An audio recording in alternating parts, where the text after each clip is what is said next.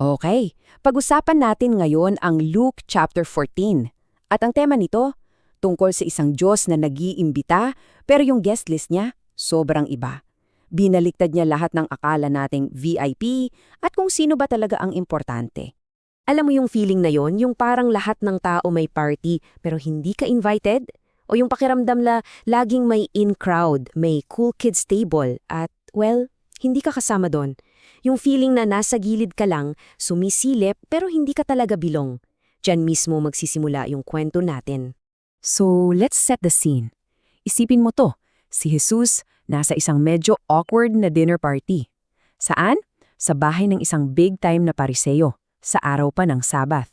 So, high stakes to, di ba? Pero hindi to chill na kainan. Grabe yung tensyon. Lahat ng mata nakatutok kay Jesus. Parang inaabangan nila yung bawat galaw niya, bawat hinga niya. Hinihintay nilang magkamali siya. At boom, hindi nga sila nabigo sa pag-aabang. May isang lalaki doon na may malubhang sakit, yung isa sa mga itinakwil ng lipunan. Bago pa may makapag-react, inunahan na sila ni Jesus. Tumingin siya sa mga religious experts at nagtanong, so ano sa tingin nyo? Bawal ba o hindi ang gumawa ng mabuti sa araw ng pahinga? Grabe yung katahimikan. Walang makasagot. Kaya anong ginawa niya?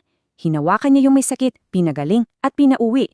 Ganun lang. Sa isang simpleng galaw, sinabi niya na mas importante ang tao kaysa sa rules ninyo. At dito na niya sinimulang baliktarin ang lahat. Humarap si Jesus sa host at binigyan siya ng party planning advice. Sabi niya, next time na magpa-party ka, huwag yung mga kaibigan mo o mayayamang kapitbahay na kaya kang imbitahan pabalik, yung networking, huwag yun.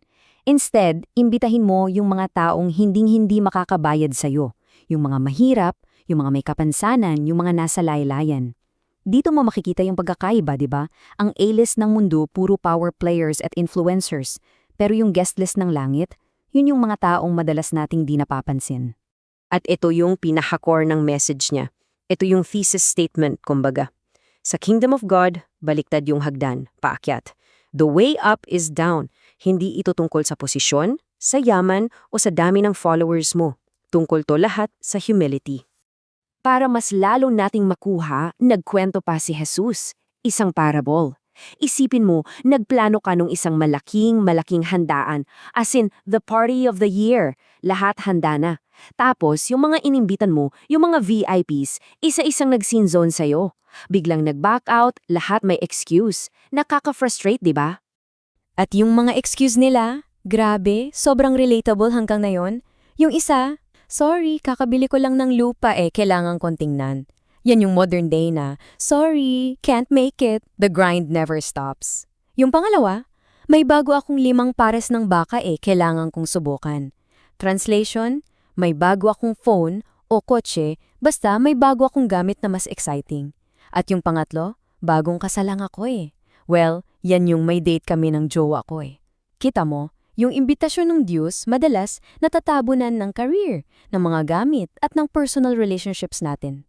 So, anong ginawa nung host na nag-ghost? Siyempre, naggalit. Pero imbis na i-cancel yung party, gumawa siya ng mas radical na move.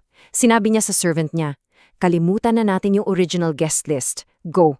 Lumabas ka sa mga kalye, sa mga eskinita, at imbitahin mo lahat ng makita mo. Yung mga taong never in their wildest dreams inisip na makakatanggap sila ng imbitasyon, sila na ngayon yung nasa VIP list. Okay, dito ngayon, biglang nag-iiba yung tono. Mula sa isang masayang party, biglang nagiging seryoso. Kasi oo, open for all yung invitation. Libre, pero may pero. Yung pagtanggap sa imbitasyong to ay may kapalit. At hindi ito basta-bastang kapalit. This will cost you something big. At ito na nga yun. Dito sinabi ni Jesus yung isa sa pinakamatinding salita niya. Para maging alagad niya, kailangan mong kamuhian ang pamilya mo at kahit ang sarili mong buhay. Ang bigat, di ba? Parang ang harsh. Pero teka lang, yung salitang hate dito, hindi ito tungkol sa emosyon ng galit. Ang ibig sabihin talaga nito ay to love less by comparison.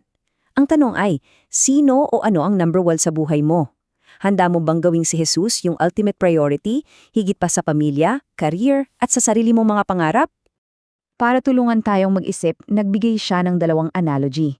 Una, Sinong builder ba ang magpapatayo ng tower nang hindi muna kukompute kung kaya ba ng budget niya na tapusin yon? Pangalawa, sinong hari ang sasabak sa giyara nang hindi muna tinitingnan kung kaya ba ng mga sundalo niya? Ang point niya, ang pagsunod sa kanya ay hindi YOLO o bahala na. Ito ay isang calculated decision. Kailangan mong i-count the cost. Pag-isipan kung handa ka ba talagang mag-commit ng todo. Kasi hindi siya humihingi ng 50% or 80% o kahit 99% ng buhay mo. Ang hinihingi niya ay lahat, 100%, all in, walang tira. At baka isipin mo, grabe naman, bakit ganun kataas yung hinihingi? Well, ito yung sagot. Ito yung puso ng buong ebanghelyo. Kaya radikal ang paanyaya kasi radikal din ang misyon. Dumating siya hindi para sa mga taong feeling nila set for life na sila. Dumating siya para sa mga nawawala, sa mga tulad natin. Siya yung tagapagligtas na handang ibigay ang lahat, pati ang buhay niya, para lang mahanap at maigtas tayo. So, ayan na. Malinaw na yung imbitasyon, malinaw na kung sino ang mga imbitado, lahat tayo, at malinaw na rin kung ano ang kailangan para makapasok sa party. Ngayon ang tanong ay para sa'yo. Bukas ang pinto, nakahain na ang lahat, papasok ka ba?